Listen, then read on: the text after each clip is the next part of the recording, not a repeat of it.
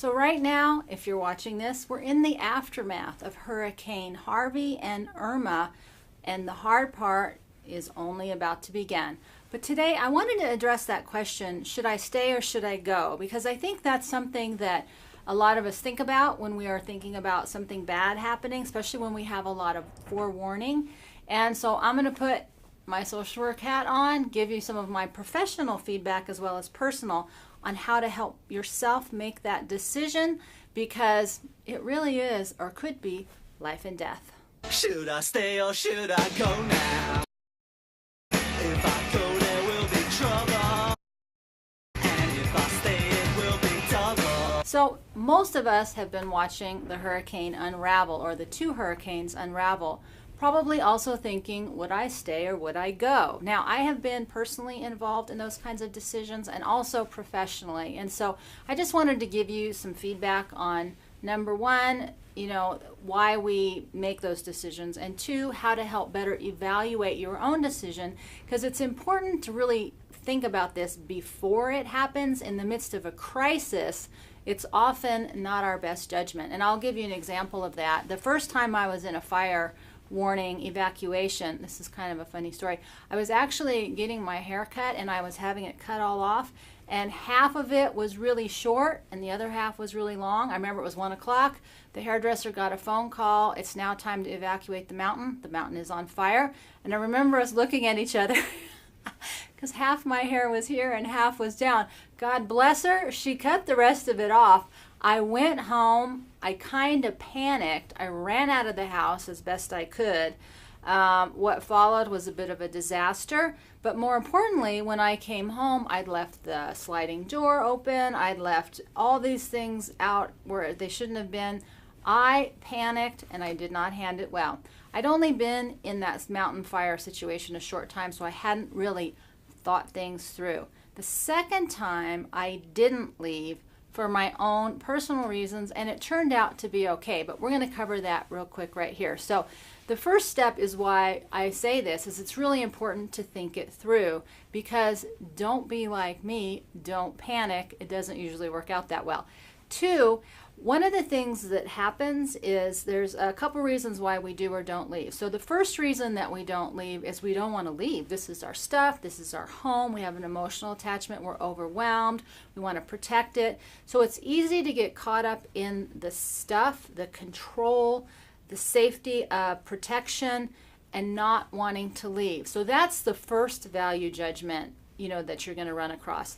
The second important way to determine that is, should you even stay? The second time when I did not run away because it was a fire, my next door neighbor decided to stay. And I remember I was really pissed off because she just recently had a stroke. She was a nurse, but she was the type that would call 911 and expect them to come up and save her. And I was frustrated because as her closest neighbor, I knew that there would be some expectation that I was supposed to be responsible for her if something happened. And I really resented that, because in a crisis, it's hard enough to take care of your own situation rather than having somebody who's having a medical emergency and then focus on theirs. She knew better. She stayed. It turned out okay. But we need to be really honest and assess what we are capable of doing, number one, what our medical condition is, what we're capable of enduring, and also what we're capable of experiencing, because by choosing to stay, you are putting yourself in a life-threatening situation. You have to be willing to know that you will be compromised, and you cannot call for help. I think that's the hardest connection that people don't make. They think, oh, I'll just call 911, forgetting that 911 is a person. You're asking that person to risk their life to save your life based on a bad decision. The next evaluation is when you can't leave because you either don't have the money to leave, you don't have the physical ability to leave, you don't have the ability to move out, whether it's animals or somebody who is medically compromised. So that's a very difficult decision, and that's why that situation really requires you to think way ahead of time what you would do if there was an emergency, and then plan as best you can within your means to deal with that. And it also requires some hardcore decisions. And, one of the hardest things I witnessed during the fire evacuation the second time was, which is why I didn't go, because once you went down the mountain, you couldn't come back up, is pets were left in the house for up to 2 weeks with no food and water. Because once you left the mountain, you couldn't come back up. And then some of us volunteered to help, but were told we can't because of liability reasons. So ironically, I actually broke into someone's house who I had pet sit before and took care of her animals, and she was furious with me. So you just don't know how it's going to go, even though I kept her animals alive. So there are extenuating circumstances, and the more complicated yours are, the more important it is to make that decision.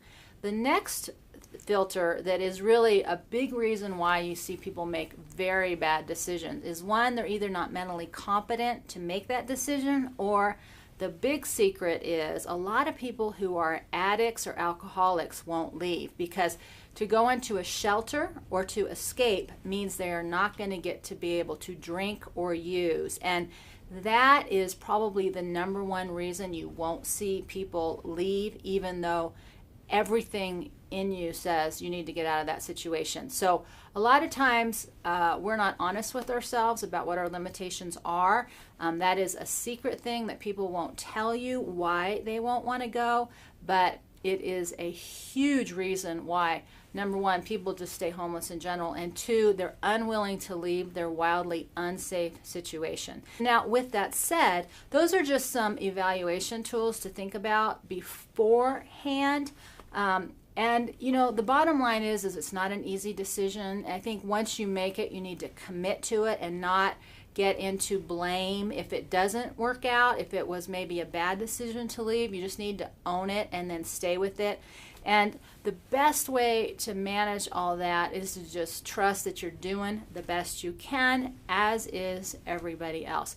People make the decision to stay or go not based on their best information from a factual point of view.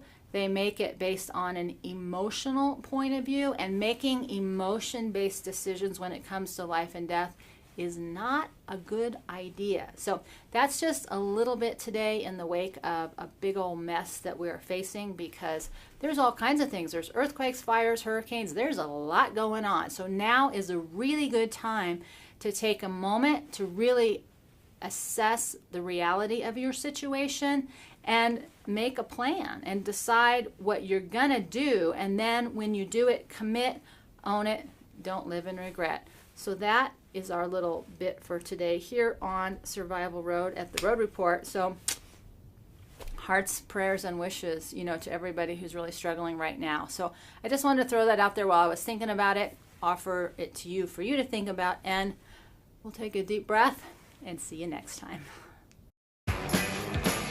So come on.